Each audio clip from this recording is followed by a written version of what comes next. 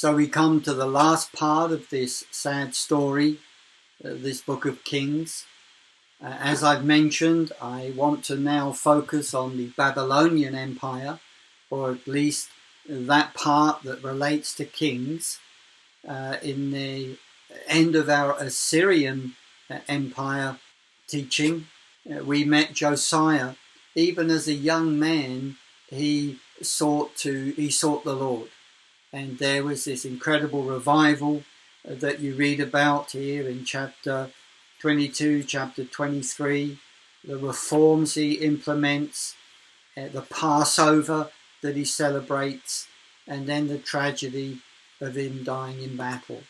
With that, we saw how the Egyptians were supporting the Assyrians, and they had success in 609, but then in 605 the Assyrians were finally defeated.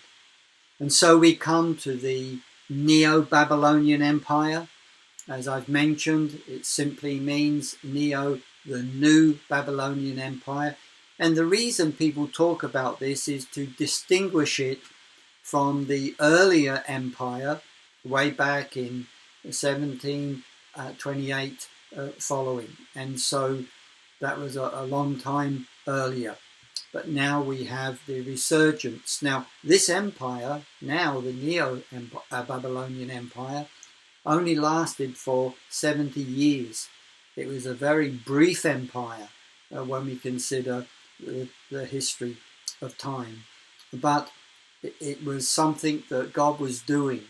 It was interesting that the exile of Judah was 70 years.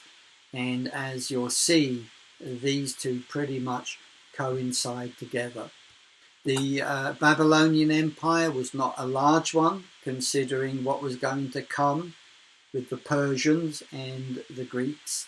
It was smaller than the Assyrian Empire, but nonetheless it dominated what we call today the Fertile Crescent, as well as the whole area that is on the eastern shore of the Mediterranean. So just a quick review. 626, the Assyrian governor in Babylon died. Nabopolassar became king. He was a Chaldean chief. He raised an army and he cleared Babylon of all the Assyrians, and he became king of Babylon. So as he was king, he moved his army to the north, and he entered into a coalition with the Medes. They were peoples to the east of Assyria, and together they took Ashur. Ashur, as you can see on the Tigris River there, it was a very prominent Assyrian city, and with that defeated, it opened the way up for Nineveh. So with the Medes in 612, they attacked Nineveh, and this pretty much was the end of the Assyrian Empire.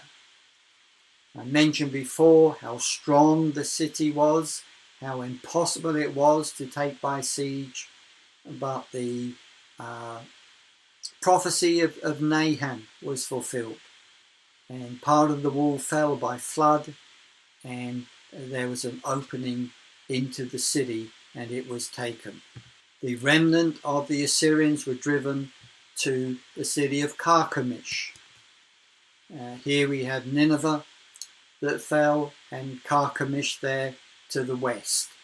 And so the remainder of the Assyrian army, whatever was left, gathered there for what became a last stand. Just a map of the rise of the Babylonian Empire along with the Medes, green being the Babylonians and red the Medes. But also look at the to the left, you have orange out of Egypt, and that's what we come to now. Necho, who was Pharaoh of Egypt, he decided to support the remainder of the Assyrians, but good King Josiah wanted and decided to aid the Babylonians. And therefore Josiah marched his army to Megiddo to hinder the Egyptians, and sadly he died. Now when he died, his son Jehoahaz became king. Jehoahaz was not the eldest son, but he became king, and we read about that in 2 Kings 23:31. A map of the path of the Egyptians, and also Josiah, how they met there at Megiddo. And then the Egyptians continued north on their way to Carchemish. So in 609, with the Egyptian help, the Assyrians were able to hold the Babylonians to the east of the river, and for a short period, all of those on the eastern shore of the Mediterranean were safe, because the Babylonians were confined to the east of the Euphrates. Now Necho had defeated Josiah, and therefore he had conquered Judah. And so after his victory at Carchemish, he came back with his army. He took Jehoahaz, who had been on the throne in the place of his father for 3 months. He removed him from the throne and took him back to Egypt with him as a vassal or as a hostage. So now Judah became a vassal of Egypt. We read about this in 2 Kings 23:34. And Necho put Jehoiakim on the throne. And so now we have the reign of Jehoiakim. Josiah was replaced by Jehoahaz, his son, just for 3 months. And then Jehoahaz was taken to Egypt as a hostage, and his brother Jehoiakim was on the throne. Tragically, Jehoahaz and Jehoiakim were not like their father, and they caused Judah to revert back to idolatry. And it's now that we begin to get Ezekiel with his prophecies, and Jeremiah.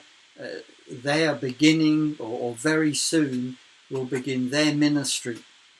And when we read these prophets, we get an idea of what life was like in Judah, and it was grim. The idolatry was causing a lot of suffering, hardship, and exploitation. So just to recap, Jehoahaz reigned for 3 months, and Judah was a vassal of Egypt.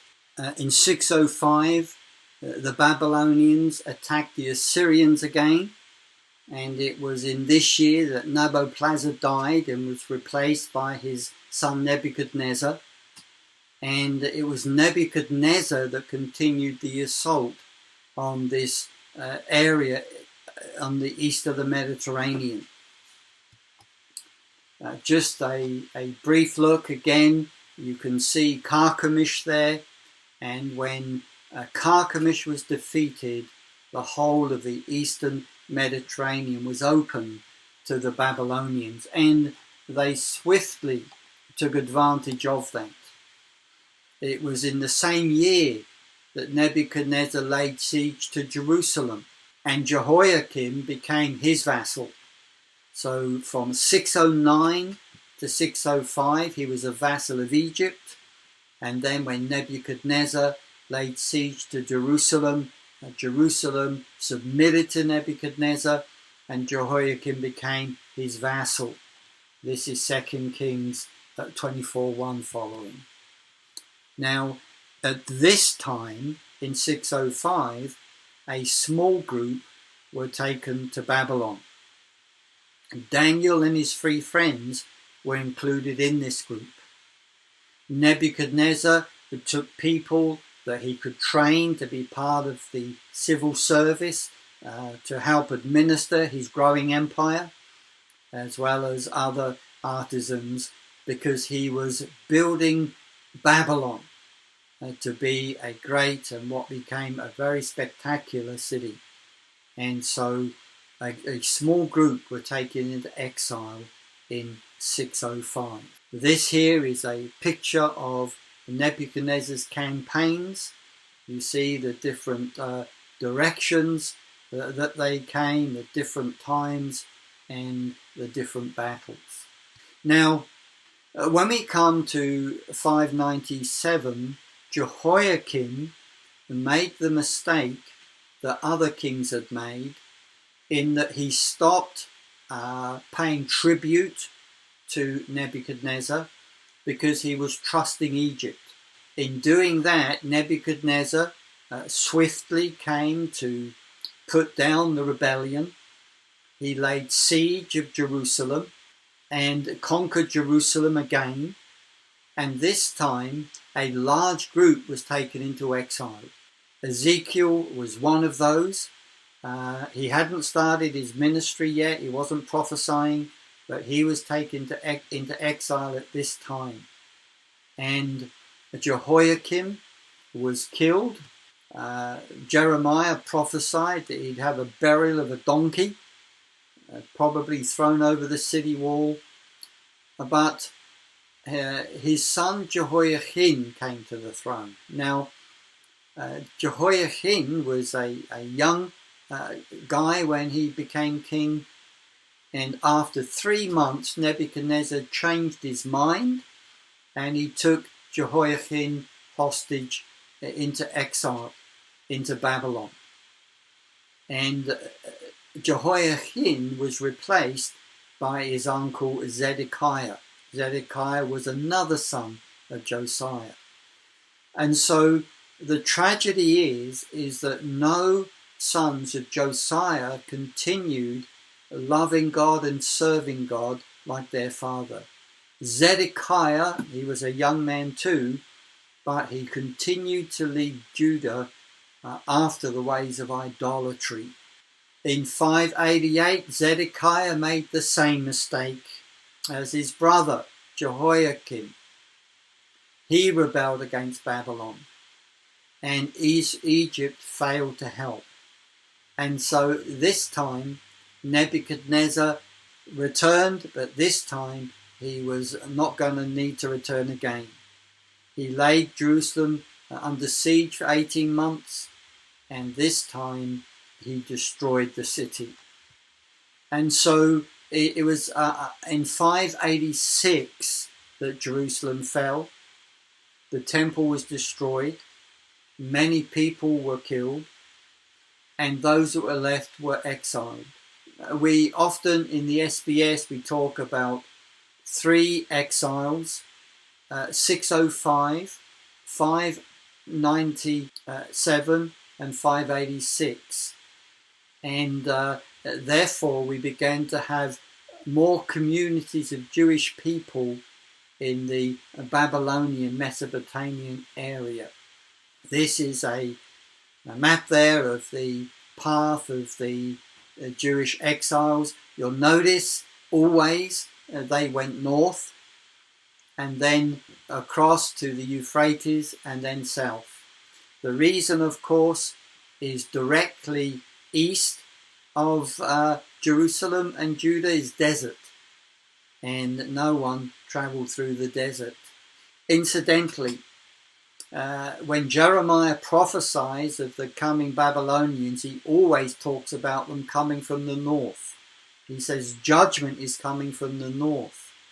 And even though Babylon was literally to the east, the troops would never march through the desert. They would always march next to a water supply, up the Euphrates, and then down the Mediterranean coast. When the people were taken into exile, 586 BC, most people were taken, but of course there were poor people that were left. And the Babylonians put Gedaliah as governor of this now pretty much destroyed province. And you have a marvelous part of Jeremiah where the Babylonian general actually asked Jeremiah, do you want to come to Babylon or do you want to stay? Now, there's a lot behind this, and you have to wait till you get to the book of Jeremiah. But just to say that Jeremiah was constantly prophesying to Zedekiah that he should surrender to the Babylonians. And if he did, his life would be saved, and the city would be saved, and the temple would be saved. Sadly, Zedekiah did not listen to Jeremiah, and so he suffered terrible consequences for that. His punishment for rebelling against Nebuchadnezzar was that he saw his sons executed in front of his eyes, and then he was blinded. So the last thing he ever can remember seeing will be the death of his sons. Jeremiah decided to stay in Jerusalem. Now, in the last chapters of Jeremiah, we read these things. We don't see them in Kings. But Gedaliah, because he was the governor appointed by the Babylonians, he was accused of being a traitor. There was a minor prince called Ishmael. He had a band of soldiers who was roaming, causing terror, and he killed Gedaliah.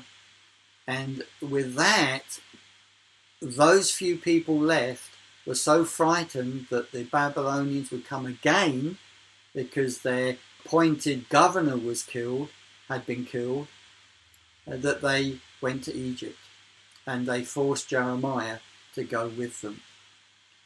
And so really we come to the end of the reign of Nebuchadnezzar. He was the only really strong king. There were other kings that, of course, continued after him for a few years, but within 70 years the Babylonian Empire fell to the Persians. This here is a map of these refugees leaving Judah and fleeing to Egypt. It didn't actually help them much, because they were in Egypt and the Babylonians actually attacked Egypt. So just very briefly, 556, Nabonidus came to the throne. There were one or two brief reigns between Nebuchadnezzar and him, and he had a son, Belshazzar, who was a co-regent with him. 539, it was the Medes and the Persians that broke into Babylon. They did it by diverting the river Euphrates. The river Euphrates flowed through Babylon, even as the Tigris had flowed through Nineveh. And the account of this fall is in Daniel 5.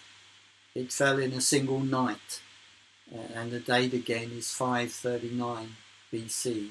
That's what Babylon was thought to be like. You can see there the river Euphrates flowing through, and that was diverted. So the level lowered and troops were able to march into Babylon on the riverbed. Just to say, as you read these history books, the kings of Judah, these latter kings, sometimes have different names.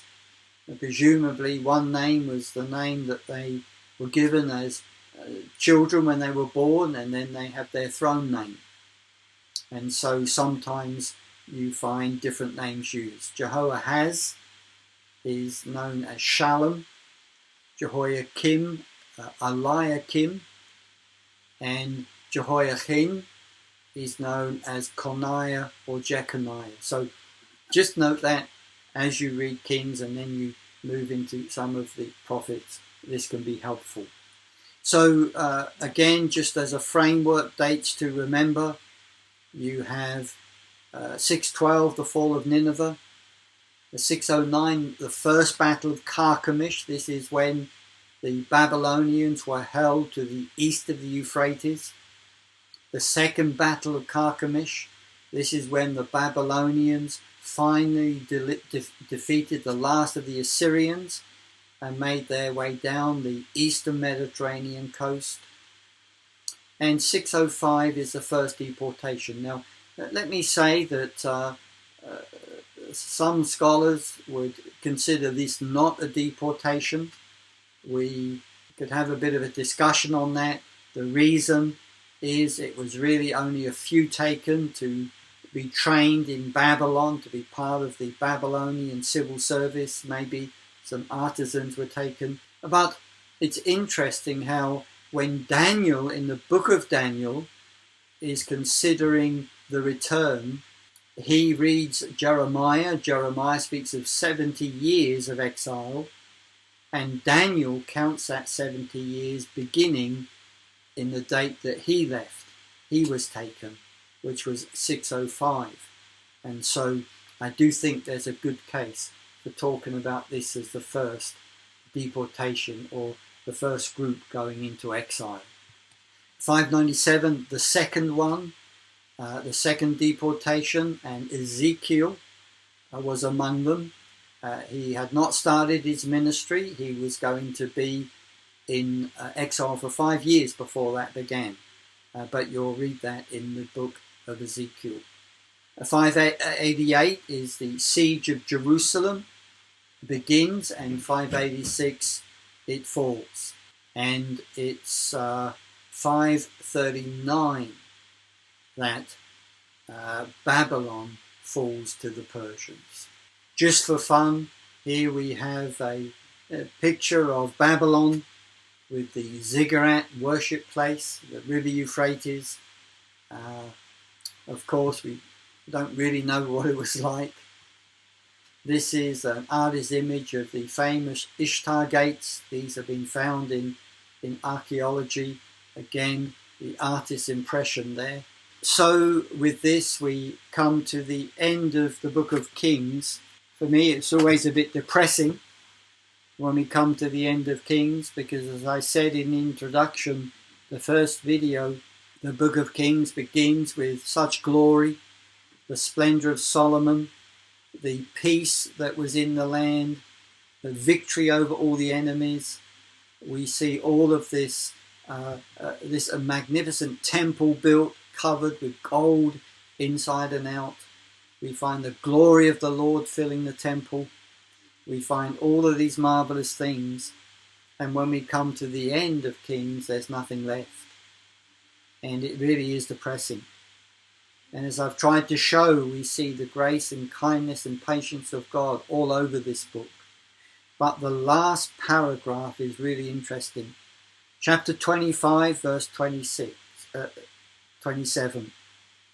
In the 37th year of the exile of King Jehoiachin of Judah, that is the last legitimate king in the line of David.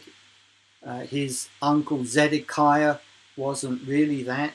It is Jehoiakim who is directly in the line of David. In the 37th year of the exile of this king of Judah, in the 12th month, on the 27th day of the month, King Evil-Merodach of Babylon, he was one of the other very strong kings. In the year that he began his reign, he released King Jehoiakim of Judah from prison, and he spoke kindly to him and gave him a seat above the other seats of the kings who were with him in Babylon. Now, interestingly, there has been an inscription of this very thing found in archaeology, talking about how Jehoiakim was released from prison and given this allowance. And this is something that was found in an archaeological dig in Babylon. And so he was given a seat above the others of the kings who were with him in Babylon. So Jehoiakim put aside his prison clothes. Every day of his life he dined regularly in the king's presence. For his allowance, a regular allowance was given to him by the king, a portion every day as long as he lived. I really believe that this paragraph at the end is a statement of hope. Even with the destruction of the line of David, or shall I say it differently, even with the ceasing of a son of David sitting on the throne of Israel, even though that had stopped, here we have hope. Because that son of David was alive, he was well, he was allowed out of prison. And the story will continue. And that, of course, is what you come to next in your journey through the Old Testament. God bless you.